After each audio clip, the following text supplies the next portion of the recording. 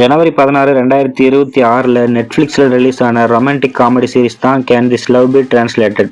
இந்த சீரிஸ் தமிழ் டப்பிங்லேயே ரிலீஸ் ஆயிருக்கு. இந்த சீரிஸோட கதை என்ன, எப்படி இருக்கு அப்படின்னு பார்த்தலாம் வாங்க. ஹீரோட பேரு ஹோஜின். இவர் ஒரு மொழிபெயர்ப்பாளர். இவருக்கு பல மொழிகள் தெரியும். ஜப்பான்ல இருக்க ஒரு எழுத்தாளருக்கு ஒரு புக்கை டிரான்ஸ்லேட் பண்றதுக்காக போயிட்டு இருக்காரு. இவர் போற அதே ட்ரெயின்லயே ஹீரோயின் மூகியும் போறாங்க.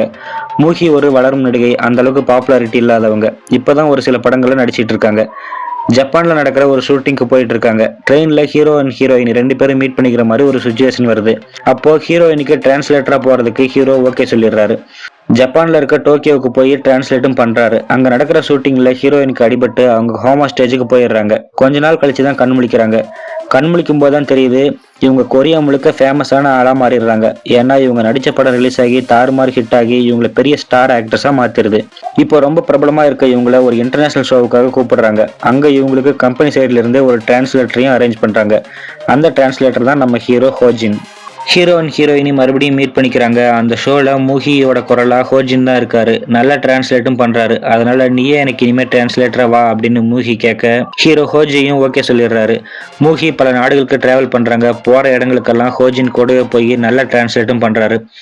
உண்மையை சொல்லணும் அப்படின்னா ஹோஜின் தான் மூகியோட எமோஷன்ஸை கரெக்டாக டிரான்ஸ்லேட் பண்ணி நல்ல சாஃப்டான வேர்ட்ஸை சூஸ் பண்ணி எங்கே எப்படி பேசணுமோ அங்கே அப்படி பேசி மூகியோட இமேஜுக்கு எந்த பாதிப்பும் வராமல் பார்த்துக்கிறாரு. நம்மளை நல்லா புரிஞ்சு வச்சிருக்கானே அப்படின்னு மூகிக்கு ஹோஜின் மேலே லவ் ஸ்டார்ட் ஆகுது. இது ஹோஜினுக்கும் கொஞ்சம் கொஞ்சம் தெரிஞ்சாலும் இது ப்ரொஃபஷனல் கிடையாது, நம்ம வேலையை செய்கிறோம், வேலையை மட்டும் செய்வோம் அப்படின்னு மூகியோட லவ்வை அவாய்ட் பண்ணிடுறாரு.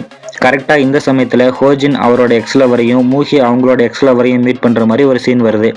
இது அவங்களோட ரிலேஷன்ஷிப்பை எப்படி பாதிச்சது, ஹீரோ லவ் அக்செப்ட் பண்ணிக்கிட்டாரா, ரெண்டு பேரும் சேர்ந்தாங்களா இல்லையா அப்படின்றதான் இந்த சீரிஸோட மொத்த கதையே. பரபரப்பாக போகிற த்ரில்லர் சீரிஸ் இல்லை இது. இது ஒரு டிப்பிக்கல் கொரியன் ரொமான்டிக் ட்ராமா. காட்சிகளும் கான்ஃப்ளிக்ட்டும் மெதுவாக பில்டப் ஆகி கொஞ்சம் கொஞ்சமாக தான் டென்ஷனும் பரபரப்பும் ஏறும்.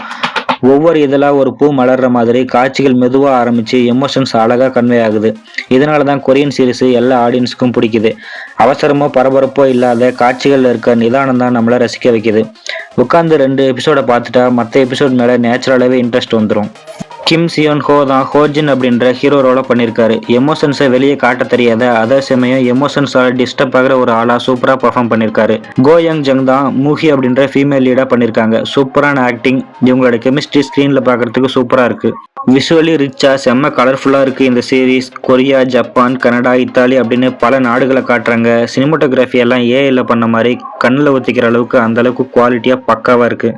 சிலருக்கு இந்த சீரிஸ் ஸ்லோவாக போகிற மாதிரி தோணலாம். ஆனால் இது ஒரு slow burn romantic comedy series தான். அங்கங்கே வர காமெடியும் சூப்பராக ஒர்க் அவுட் ஆகிருக்கு. எக்ஸ்பெக்டேஷனை கரெக்டாக நீங்கள் செட் பண்ணிட்டு பார்த்தீங்கன்னா கண்டிப்பாக இந்த சீரிஸ் உங்களை ஏமாத்தாது. குறிப்பாக தமிழ் டப்பிங் சூப்பராகவே இருக்குது. 12 எபிசோடு தான் இருக்குது. நெட்ஃப்ளிக்ஸில் இந்த சீரிஸ் அவைலபிளாக இருக்குது. எமோஷன்ஸை டிரான்ஸ்லேட் பண்ண முடியாது. குறிப்பாக லவ் அப்படின்ற எமோஷன்ஸை சொல்கிறதுக்கு வார்த்தைகளே இல்லை. வார்த்தைகளே இல்லை அப்படின்றத விட வார்த்தைகளே தேவையில்லை அப்படின்றது தான் இந்த சீரிஸ் சொல்ல வர விஷயம். இந்த சீரிஸ் நீங்கள் பார்த்துருந்தீங்கன்னா எப்படி இருந்தது அப்படின்றத கமெண்ட் பண்ணுங்கள். பார்க்காதவங்க கண்டிப்பாக பாருங்கள். நம்ம அடுத்த வீடியோவில் மீட் பண்ணலாம்.